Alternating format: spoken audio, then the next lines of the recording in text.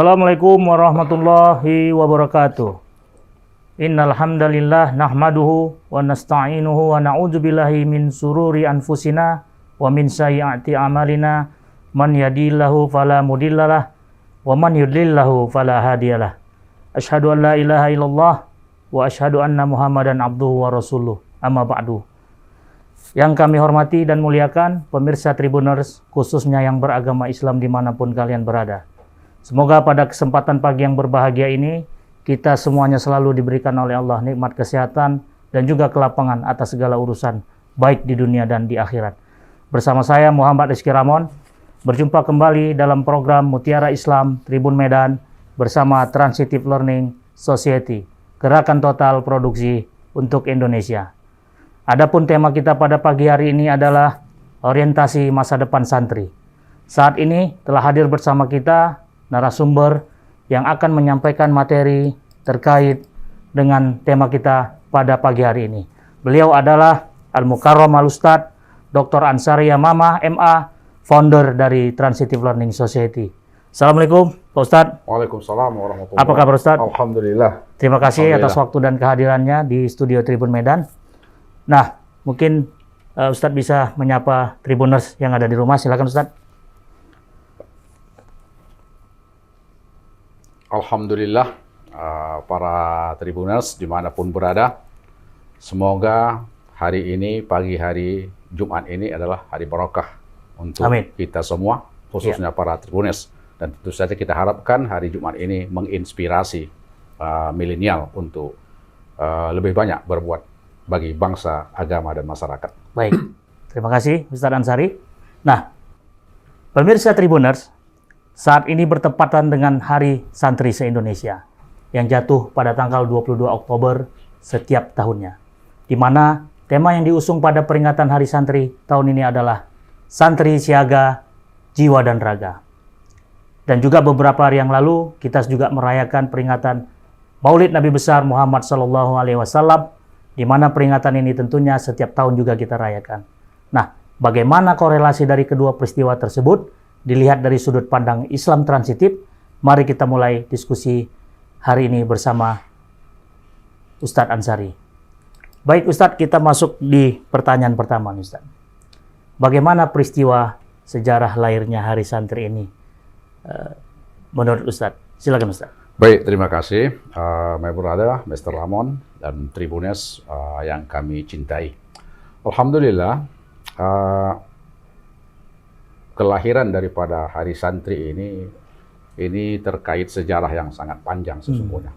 Namun sebelum itu kita ingin menyapa dulu ya kepada masyarakat, khususnya para santri, santriwati ya, dan alumni pesantren. Dan kepada semua pihak terkait, pada Bapak Presiden juga yang telah memberikan atau mensahkan undang-undang itu, memberikan izin daripada ataupun legalitas daripada lahirnya undang-undang itu. Ya tentu saja kita mengucapkan selamat Hari Santri. Semoga kiranya santri semakin berjaya ke depan, semakin bisa mewarnai kehidupan bangsa dan negara ini. Baik, kalau kita berbicara tentang historical background ya, latar belakang daripada lahirnya Hari Santri Nasional ini cukup panjang ini, Mr. Ramon, cukup panjang sejarahnya ya. Tentu saja ini banyak kaitannya dengan sejarah perjuangan bangsa Indonesia dalam rangka untuk keluar daripada tekanan kolonialisme, sekaligus mempertahankan kemerdekaan yang telah dicapai pada 1945 itu, 17 Agustus ya. Nah, tentu saja berbicara tentang Hari Santri ini terkait dengan apa yang disebut dengan resolusi jihad yang dikeluarkan oleh atau difatwakan oleh Hadratus Syekh Kiai Haji Hasyim Asy'ari, pendiri NU ya, pendiri Nahdlatul Ulama ya. Nah, historical daripada resolusi jihad itu sebenarnya juga datang dari Bapak Mr. Soekarno yang bertanya kepada beliau, kepada Hadratus Syekh, bagaimana hukumnya berjuang untuk bangsa. bukan untuk Allah, bukan untuk agama, bukan untuk Nabi, kata Mr. Presiden Soekarno, tetapi untuk tanah air, untuk bangsa tanah air. Nah, jawabannya langsung mengeluarkan resolusi jihad. Artinya bahwa umat Islam dalam hal ini di Jawa Timur khususnya, para santri itu memang adalah mereka itu para pejuang-pejuang, para mujahid-mujahid. Nah, betapa hebatnya pertempuran-pertempuran yang terjadi di Surabaya khususnya waktu itu, setelah kita mendapatkan Independence Day, kemerdekaan kita, ini kan masuk beberapa kelompok, katakanlah tentara ya, ada yang disebut dengan NIKA. Agresi itu istilahnya. Agresi, masa betul, agresi. ya. Artinya mereka datang ke Indonesia dengan berbagai alasan, mungkin untuk mensterilkan Indonesia dan lain-lain, tetapi pada intinya adalah untuk membawa kembali kekuasaan kolonial Belanda ke Indonesia.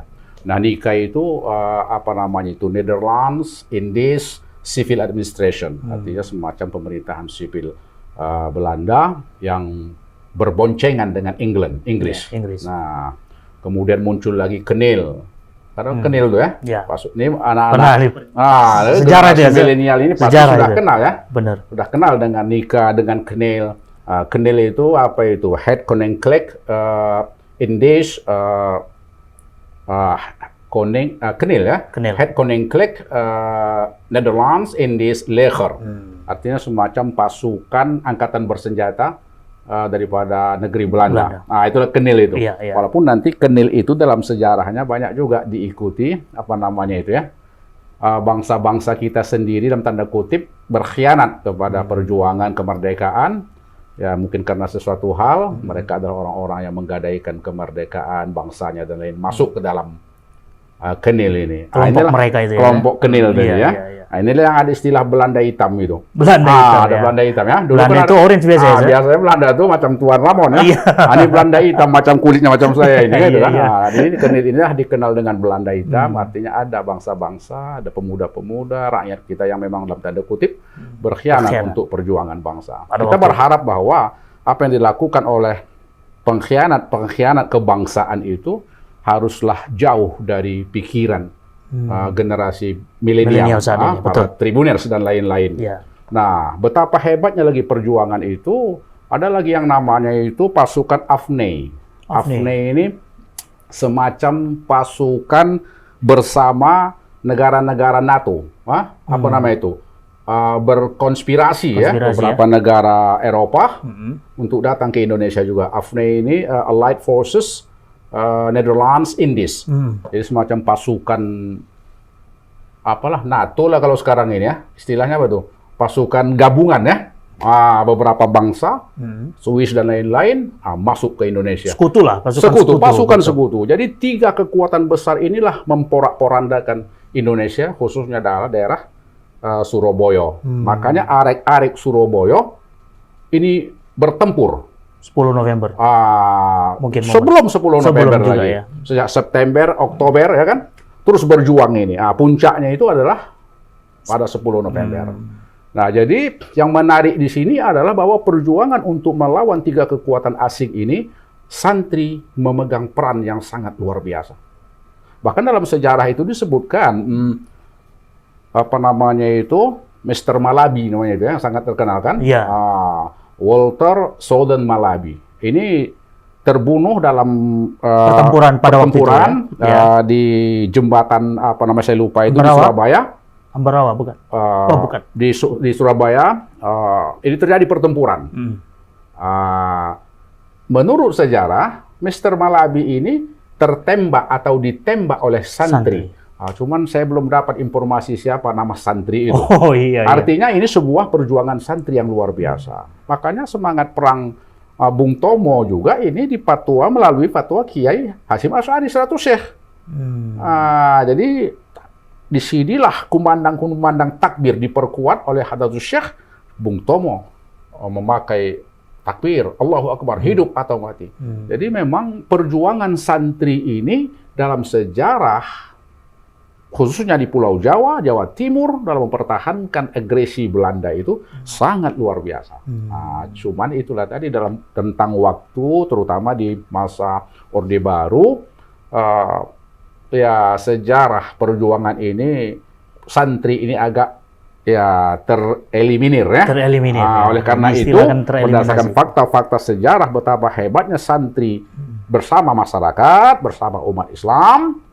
Oleh karena itulah pemerintah Bapak Jokowi melihat fakta sejarah ini pantas diberikan Hari Santri, Hari Nasional sebagai sebuah penghargaan terhadap perjuangan umat Islam, khususnya para santri-santri itu. Dan itulah goresan sejarah yang memang agak terlupakan. Itu agak terlupakan pada masa sebelumnya. Pada masa ini. Itu dia. Jadi begitulah historisnya ya kenapa memang Hari Santri itu menjadi hari nasional. Nah, pertanyaan ini selanjutnya, tema Hari Santri itu kan santri siaga jiwa dan raga. Bagaimana Ustadz Ansari bisa menjelaskan kepada pemirsa Tribuners tentang tema Hari Santri tahun ini? Tentu saja Hari Santri siap siaga jiwa dan raga. Jiwa dan raga. Memang itu sudah sejatinya ya. Sejatinya ya. Sebab memang sejak awal. Tadi kayak Bung Tomo bilang hidup dan mati tadi kan. Untuk RI ya, untuk bangsa. Air. Memang sejatinya, sejak dulu santri di dalam jiwa santri ini tidak hanya sebagai pelajar, tetapi sebagai pejuang. Nah, tentu berjuang untuk ketidakadilan, untuk kezaliman. Nah, kebetulan pada masa itu negara dalam tekanan ketidakadilan oleh kolonial dan para agresor. Nah, di sini santri sudah membuktikan jiwa dan raganya itu adalah merah putih untuk Indonesia. Jadi, tentu saja pada masa itu dalam konteks mempertahankan negara secara langsung dengan musuh. Dan itu menjadi kewajiban itu. Ya. Nah, jiwa dan raga hari ini perlu difahami dalam perspektif yang lebih kekinian. Bukan berarti juga perspektifnya harus berjuang melawan penjajah kan? Ya. Jadi tentu saja artinya apa sekarang ini yang menjajah negara ini? Salah satunya yang masih menjajah negara ini adalah kemiskinan. Betul? Ketertinggalan dalam pendidikan. Nah, oleh karena itu santri hari ini telah masuk ke pesantren. Dia sudah menyerahkan jiwa dan raganya untuk apa? Berjuang untuk mendapatkan ilmu pengetahuan. Mereka dengan jiwa dan raga siap pahit-pahit, bersakit-sakit. Bersakit-sakit. Karena kita tahu bahwa di pesantren itu kehidupan tentu sedikit lebih ketat ya. Lebih ketat dan sedikit lebih agak bersakit-sakit lah dibandingkan kalau mereka tinggal di rumah misalnya begitu kan. Memang ditantang untuk fighting spirit di luar zona nyaman di luar zona nyaman. Jadi pesantren atau santri dan santriwati ini adalah sesungguhnya diciptakan untuk menjadi petarung sejati. Karena mereka diajari bagaimana hidup mandiri, bagaimana mengatasi masalah. Ini yang diajarkan kepada santri. Makanya kalau kita lihat dalam kehidupan seharian, alumni pesantren ini adalah sesungguhnya orang-orang yang tidak boleh mati dalam situasi yang menjepit. Dia selalu bisa berkelit, mencari solusi-solusi bagaimana untuk menghadapi tekanan masalah yang dihadapi. Tentu saja jika santri yang ribuan jumlahnya ini di Indonesia ini, jiwa dan raga mereka telah mereka siapkan untuk bangsa. Kita tidak bisa bayangkan sesungguhnya, Mr. Ramon, bagaimana generasi milenial akan muncul daripada alumni pondok pesantren ini yang se-Indonesia ini begitu hebat, begitu banyak. Mereka lah sesungguhnya kita harapkan jadi leader, pemimpin, menjadi pemikir, menjadi kreator, inovator, dan lain-lain untuk membawa bangsa ini lebih sejahtera ke depan. Ini kita harapkan. Makanya mereka, jiwa dan raga sesungguhnya adalah telah diserahkannya untuk agama, masyarakat, bangsa, dan negara. Dan sebenarnya santri dan santriwan-santriwati ini udah siap tempur modelnya nih, ya tentu. Ustadz ya? siap tempur. Setelah Tapi jangan selesai dibilang dari pondok bertempur pesantren. dalam konteks lagi memanggul senjata. Karena Bukan masanya berperang. sudah habis. Iya, betul. Dan ini ambil konsep kekinian. Kekinian, gitu ya. mereka siap tempur untuk menjadi seorang ulama, Betul. menjadi seorang pemikir, Pemikir. menjadi seorang ilmuwan, dan seterusnya, dan seterusnya. Itu dia. Jadi, tidak ada istilah santri cengeng. Betul. Jadi tidak ada istilah santri cengeng. Yang ada itu adalah santri petarung. Petarung. Fighter istilah Fighter. bahasa Inggrisnya. Itu dia. Oke, baik Ustadz Ansari. Nah, ini masuk pertanyaan selanjutnya nih. Sebenarnya apa sih yang ingin disampaikan dari memperingati Hari Santri setiap tahunnya nih Ustadz? Bagi santri sendirilah yang ada di Indonesia. Ya, pertama supaya santri-santri yang hari ini tahu bahwa fakta sejarah mereka telah banyak sekali berkontribusi untuk kemerdekaan bangsa ini. Ini sebuah pelajaran bagi santri kita hari ini. Artinya kehidupan yang mereka, kalau sekarang mungkin santri itu katakanlah tadi masuk ke pesantren mungkin sedikit mengalami kesempitan atau mengalami sedikit ketidakmudahan dalam berbagai hal, ketidaknyamanan. Ini masih kecil jika dibayangkan bagaimana santri-santri para senior kita terdahulu tidak hanya berada dalam situasi yang sempit ini, tapi juga berada dalam tekanan peperangan. Betul. Ya, nyawa ancamannya, tetapi mereka telah berjuang untuk itu. Inilah sesungguhnya menjadi semangat spirit fighter bagi santri dan santriwati hari ini untuk lebih dapat mengembangkan diri supaya mereka bisa menjadi generasi yang terbaik ke depan. Karena dulu mungkin tidak hanya mereka harus menuntut ilmu di pondok pesantren, tapi mereka juga harus memikirkan bagaimana bisa mempertahankan kemerdekaan yang boleh dibilang agak bakal mau dijajah lagi. Betul. Ya, itulah dia.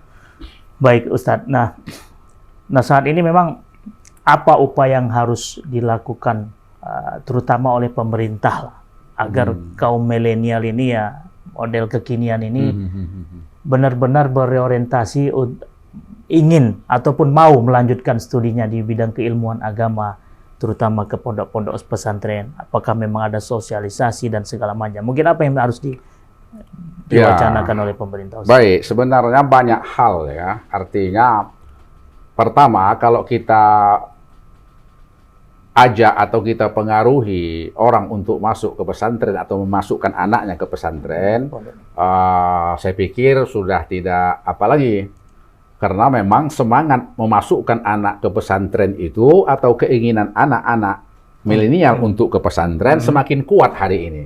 Oh gitu. Semakin kuat, artinya ya bagaimana tidak? Karena orang tua sudah paham bahwa melalui pesantren itu anak dididik untuk bertanggung jawab. Dibentuk mentalnya untuk bertanggung jawab. Betul. Dibentuk untuk mandiri. Dibentuk untuk mempunyai fighting spirit dalam mengelola kehidupan, masyarakat, dan lain-lain. Nah, barangkali hal-hal yang semacam ini mungkin agak sulit didapati di sekolah-sekolah yang lepas, yang katakanlah pulang hari, reguler lah, yang reguler ya. Tetapi di pesantren ini dididik. Jadi makanya orang-orang tua hari ini sudah paham dan banyak yang menginginkan anak-anaknya masuk ke pondok pesantren. Nah, walaupun mungkin 1-2 juga ada sebagai dalam tanda kutip sebagai pelarian dibuatnya karena anaknya barangkali di luar agak nakal, dimasukkan ke pesantren. Tapi ini oke, no problem. 1-2. Tetapi secara umum orang-orang tua kita hari ini sudah merasa dan memahami bahwa pesantren adalah sebuah lembaga pendidikan yang paling dapat memberikan pengaruh terhadap mental, spiritual, sikap, dan fighting spirit daripada generasi milenial, anak-anak, pelajar, dan lain sebagainya. Nah, tentu saja kita berharap kepada pemerintah. Nah, saya sebenarnya melihat pesantren ini banyak mandiri nih, Mr. Ramon. Ya. Walaupun memang ada bantuan, katakanlah dukungan mandiri itu dari maksudnya pemerintah, ya. Dalam sisi operasionalnya gitu ya, Ustaz? Ya, dari sisi operasional dan lain-lain. Ini banyak mandiri pesantren ini. Jadi, kita boleh katakan sedikit sekali bantuan yang diberikan oleh pemerintah kepada pesantren ya. Lembaga-lembaga pendidikan. Kita berbicara pesantren, jangan fokus kita pesantren yang besar di tanah Jawa saja. Ini ribuan pesantren yang terdaftar ya Ustaz yang pastinya. terdaftar di Indonesia, di Sumut. Berapa pesantren? Jadi dari sekian banyak pesantren yang ada di Sumut, ini kan 1-2 yang besar. Mungkin lebih ke proporsional kali Ustaz. Tidak juga seperti itu. Artinya proporsional dalam hal dana maksudnya ya. Iya, Nah, artinya itu kan betul. memang tidak bisa diratakan juga dengan bantuan pemerintah yang pesantren dengan kapasitas jumlah siswa yang besar, mungkin dengan awal berdirinya, mungkin kan lebih ke situ. Itu tentu, Iya. itu tentu, itulah keadilan. Artinya maksud saya tadi adalah bahwa kalau kita bandingkan dengan sekolah negeri yang selevel, sekolah negeri yang selevel tuh bantuan sungguh luar biasa. Ini persoalannya begini ya. Ini kalau kita berbicara dunia pendidikan Islam, sebenarnya tidak hanya pesantren, tetapi seluruh dunia pendidikan Islam dari mulai ibtidaiyah, madrasah ya, sampailah sanawiyah tentu, baik ini cerita swasta ini ya. Iya. Semuanya ini berada dalam tanda kutip, berada dalam ketertinggalan dari perspektif sarana prasarana secara umum ya. Jangan dilihat pula 1-2 yang besar itu. Betul. Nah, artinya kenapa tertinggal? Karena memang bantuan pemerintah itu lebih kecil. Juga ini yang bermasalah sesungguhnya. Termasuk sampai ke perguruan tinggi. Yang bernapaskan atau bercirikan Islam, itu selalu mendapat bantuan yang lebih sedikit. Kadang-kadang jauh lebih sedikit daripada perguruan tinggi negeri yang umum. Nah, ini barangkali saya secara pribadi dan kawan-kawan, ini perlu ada perubahan artinya bagaimana ada sebuah gerakan, tapi ini tentu mendapat banyak tantangan. Pastinya. Artinya bagaimana sekolah-sekolah Islam dari yang bawah sampai yang tertinggi, ini saya pikir mungkin jauh lebih baik kalau dipindahkan satu atap. Di bawah, katakanlah Dikbud misalnya. Supaya ada pemerataan distribusi bantuan dan lain-lain, agar sekolah-sekolah Islam itu secara umum bisa sama tegak, sama duduk, sama berkompetisi. Memanglah sudah dimulai kesamaan ini, tapi dalam konteks sarana prasarana ini belum masih banyak yang tertinggal. Makanya begini Tuan Mr. Ramon, kalau kita bandingkan ya, tapi sekali lagi saya katakan ini banyak penolakan. Karena tentu saja orang-orang di Kementerian Agama misalnya ini tentu tidak inginkan kalau ini dipindahkan ke Departemen Pendidikan misalnya, kan begitu nih kan? Mungkin dengan alasan mereka juga. Berbagai alasan. Tetapi itu tadi kita melihat bahwa sejak dahulu, sejak saya dulu jadi mahasiswa tahun 86 sampai sekarang mengajar juga, kita melihat bahwa kesenjangan itu adalah tetap ada. Sebenarnya dari perspektif sejarah pendidikan, inilah yang dilakukan dulu oleh pemerintah kolonial. Institusi pendidikan agama itu termarginalkan. Memang dikondisikan memang harus terpisah. Itu kan kolonial. Kolonial ya. Hari ini kita sudah merdeka, tentu kita ingin pemerintah hari ini menyamakan, menyeimbangkan, mensesuaikan secara proporsional, menduduk sama rata, agar kedua bentuk pendidikan ini, keagamaan dan keumuman bisa ini equal ya, bisa sejajar. Equal, ya. Jadi dalam konteks agar semua bisa memberikan kontribusi yang besar dari pendidikan kepada masyarakat itu. Tetapi memang ini saya katakan tadi, tentu agak sulit. Nah, kita bandingkan dulu pengadilan agama misalnya. Kita melebar sedikit ini. Pengadilan agama pada masa itu kan di bawah Kementerian Agama. Tahun 80-an masih di bawah itu. Jadi kalau kita lihat misalnya kantor Kementerian Agama, pengadilan agama, kita pun melihatnya agak sedih dan mungkin berderai air mata. Tetapi alhamdulillah, saya lupa mungkin sejak tahun 2006 itu. Diakuisisi lah istilahnya ya. Bukan diakuisisi, tetapi disatu atapkan. Di bawah? Di bawah Mahkamah Agung. Ya, artinya coba kita lihat sekarang. Gedung pengadilan agama dengan gedung pengadilan negeri hampir tidak jauh berbeda. Kalau dulu macam langit dengan bumi. Jadi kan itu. Artinya memang di situ bisa ya. Ya, sesungguhnya bisa. Sesungguhnya bisa.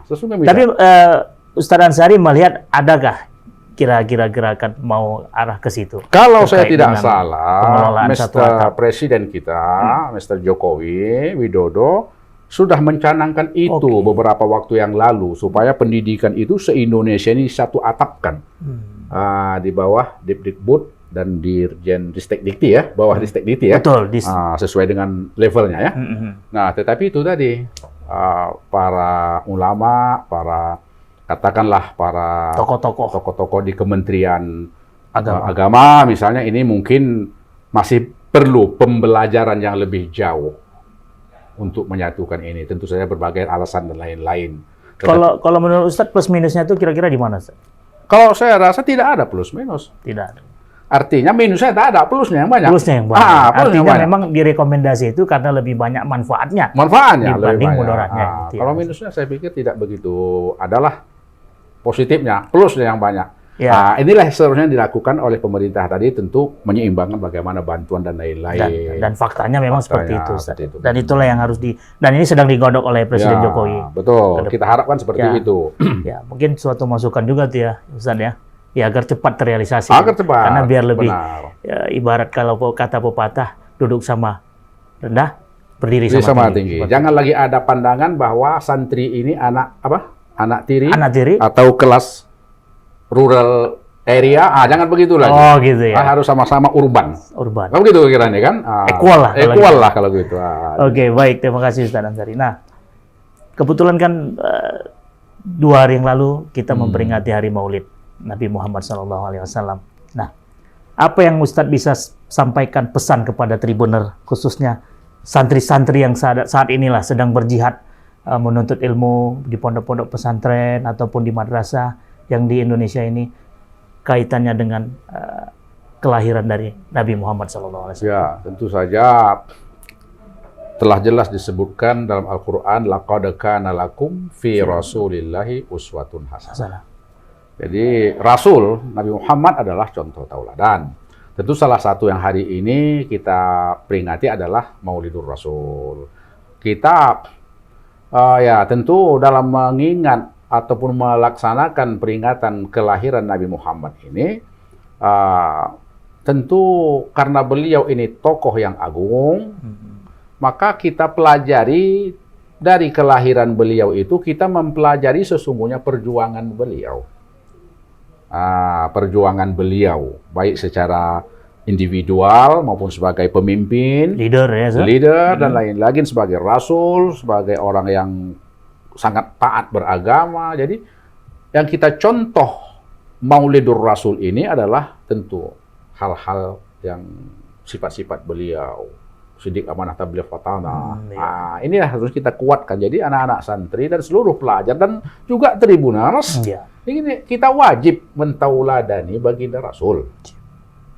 Perjuangan beliau, bagaimana dari anak yatim, piatu, bisa menjadi seorang pemimpin besar Nabi dan Rasul. Soal Nabi dan Rasul ini urusan Allah. Tapi bagaimana beliau menjadi seorang tokoh besar, pemimpin besar, orang yang jujur dan lain-lain, dikagumi oleh dunia. Ini yang kita ambil sesungguhnya. Dalam memperingati itu. Maulid.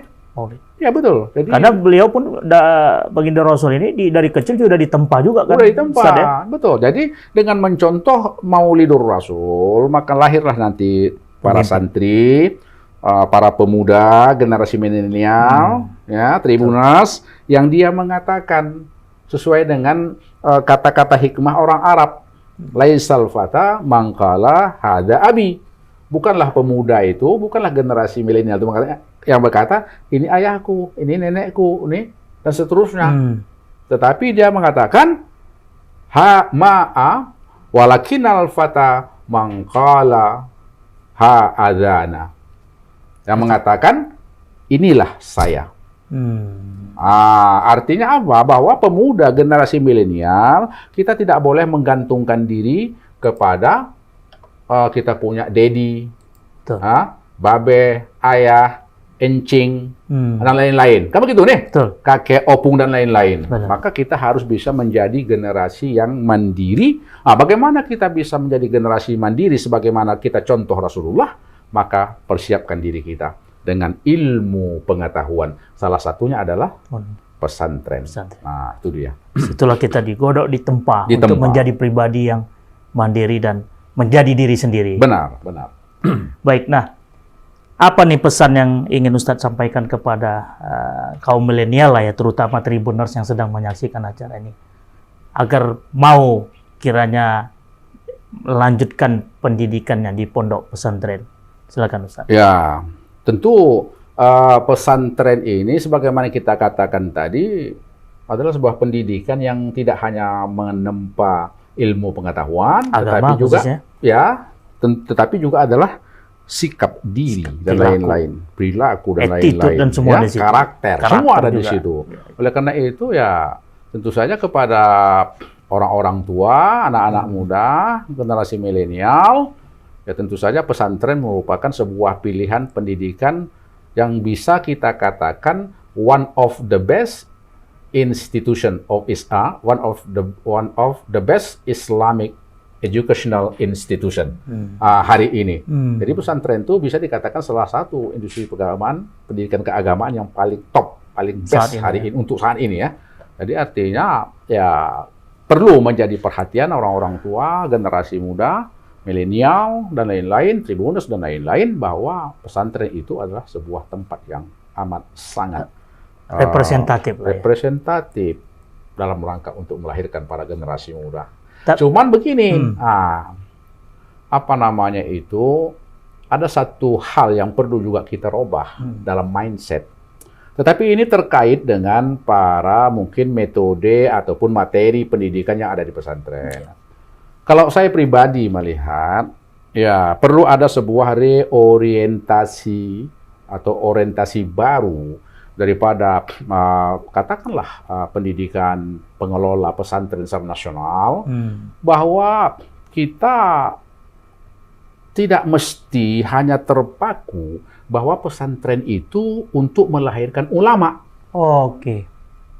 Ya? Karena mindsetnya selama ini orang yang alumni pesantren itu jadi ustadz, Jadi ulama, kan jadi begitu. imam masjid gitu Nah, ya. saya pikir ini harus kita robah Paradigma seperti paradigma itu. Oke. ini, dan tentu ini harus ada kemauan daripada pihak Stakeholder. pihak pengelola pesantren, pemilik pesantren, dan Kementerian Agama sendiri. Artinya harus pesantren ini tidak lagi hanya melahirkan ulama, ustadz, dan guru ngaji. Cendekiawan juga. Inilah dia. Bagaimana melahirkan para pemikir, para cendekiawan, walaupun sudah banyak lahir para cendekiawan ya. Tetapi Paradigmanya masih seperti itu. Karena itu. memang kalau kita lihat di pesantren lebih banyak kepada kajian-kajian sosial, tentu agama yang lebih menonjol. Betul. Nah, bagaimana ke depan yang lebih mantap lagi, kata anak orang Medan, lebih paten, lebih paten lagi, ya.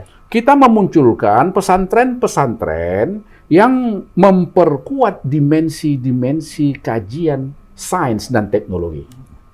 Nah, Itu sesuai dengan konsep transitive learning tuh. Transitive Learning Society. Bagaimana kita bisa menerjemahkan Al-Quran itu dari background dan skill keahlian masing-masing gitu ya. Jadi agar juga pesantren dapat menjadi penemu. Alumni pesantren tentu kuliah ke perguruan tinggi ya. Artinya bisa menjadi penemu, menjadi pemikir, bisa menciptakan barang untuk peradaban ini. Jadi tidak hanya mengkaji kitab-kitab kuning, mengkaji ayat-ayat dalam konteks seremonial, dalam konteks penguatan kereligiusitas semata. Kalau perlu jadi astronot tuh dari pesantren. Inilah yang saya inginkan tadi itu. Artinya harus ada sebuah pesantren yang berbasis kepada penguatan sains dan teknologi. Di Sumatera sudah ada. Kalau tidak salah di bagian Sidempuan ya, daerah Kabupaten Tapanuli Selatan. Ya. Apa namanya itu? Pesantren apa namanya itu? Lupa saya namanya itu. Daerah Sinorsor apa? Baru ya, baru. Ya sudah juga beberapa tahun ya. Artinya, nah seperti ini yang saya maksud tadi, perlu untuk dikembangkan. Nah, jadi kita tidak perlu terlalu banyak melahirkan lembaga. Betul. Kita tidak perlu terlalu banyak ya, bukan banyak, terlalu banyak melahirkan melebihi kuota misalnya, melahirkan para katakanlah tadi orang-orang yang ahli agama ansih. Tetapi kita pingin melahirkan pemikir yang ulama, penemu yang ulama, Oke. pencipta yang ulama. Ulamanya yang melekat Ulamanya yang dalam melekat, background apapun background dalam itu dia. Jadi Benar-benar. dia menjadi pencipta, tapi dia pencipta yang itu. ulama. Ulama. Kalau Dia menjadi- ulama yang pencipta ini agak jarang ini. Ustadz penemu agak jarang. Tapi yang kita inginkan penemu yang ustadz, penemu yang alim, penemu yang ulama. Polisi yang ulama. Semua lah TNI itu. yang ulama. Itulah dia Dan itu. pemimpin juga yang ulama. Yang ulama. Nah, Baik. itulah barangkali perlu dipikirkan hari ini agar pesantren itu tidak terkesan hanya sebatas ilmu-ilmu keagamaan dengan kitab-kitab kuning yang hukum dan lain-lain itu, tetapi mengarah kepada kajian-kajian yang lebih saintifik. Scientific. Karena dengan saintifik, sains dan teknologi inilah sebuah peradaban itu bisa maju. Indonesia bisa maju kalau Indonesia, alumni pesantren, menguasai sains dan teknologi. Di samping menguasai ilmu-ilmu sosial keagamaan. Dan mudah-mudahan itu akan cepat terrealisasi ketika memang model satu atap yang seperti Ustadz pesankan itu terrealisasi. Insya Allah, kita berharap seperti itu. Amin. Baik, Tribuners, tidak terasa waktu juga yang mengakhiri perbincangan kita pada pagi hari yang berbahagia ini. Demikian perbincangan kita bersama Dr. Ansaria Mama MA, founder dari Transitive Learning Society. Banyak pandangan dan intisari yang dapat kita jadikan referensi pada obrolan kali ini. Semoga bermanfaat. Selalu ikuti terus program digital Tribun Medan. Bantu share, like, and comment sosial media kami, baik Instagram, YouTube, Facebook, dan TikTok Tribun Medan. Terima kasih kepada narasumber dan terima kasih kepada Tribuners. Tak lupa juga kami sampaikan terima kasih atas dukungannya kepada sponsor, Awi Coffee, dan seluruh pendukung acara ini. Kita berjumpa kembali di waktu dan program yang sama setiap hari Jumat pukul 9 pagi waktu Indonesia bagian Barat. Dan tentunya di program Mutiara Islam Tribun Medan bersama Transitive Learning Society. Saya dan seluruh kru yang bertugas pamit undur diri. Subhanakallahumma wa bihamdika asyhadu an la ilaha illa anta astaghfiruka wa atubu ilaik. Billahi taufik wal hidayah. Wassalamualaikum warahmatullahi wabarakatuh. Waalaikumsalam warahmatullahi Syukron. wabarakatuh. Terima kasih.